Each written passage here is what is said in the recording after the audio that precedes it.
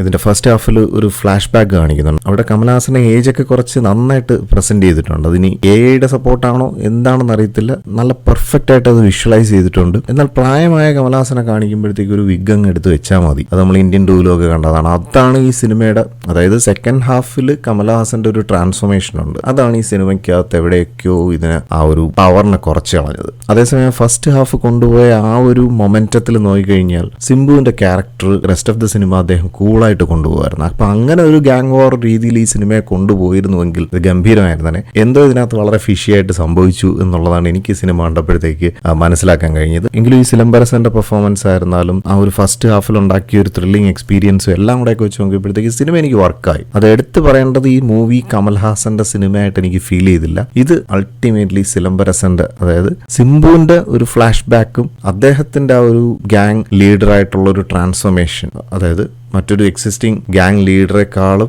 ഉയരുന്ന മറ്റൊരു gang ലീഡറായിട്ട് മാറുന്നൊരു transformation. ഒരുപക്ഷെ സ്റ്റോറി തന്നെ അങ്ങനെ ആയിരുന്നു എന്ന് സംശയമുണ്ട്. അതിനെ വീണ്ടും പൊളിച്ചടുക്കി കമലഹാസൻ വീണ്ടും അദ്ദേഹത്തിന് വേണ്ടിയിട്ട് ഒരു ബൗണ്ടറി സെറ്റ് ചെയ്ത് ആ ഒരു രീതിയിലോട്ട് കഥയെ മാറ്റിയെടുത്തതുപോലെയൊക്കെ നമുക്ക് സിനിമ കാണുമ്പോൾ ഫീൽ ചെയ്യുന്നുണ്ട്. അപ്പോൾ അതുകൊണ്ടാണ് ആ സെക്കൻഡ് ഹാഫും ഫസ്റ്റ് ഹാഫും തമ്മിലുള്ള ഒരു കണക്ഷൻ ഭയങ്കരമായിട്ട് അങ്ങ് മിസ്സായിപ്പോയി.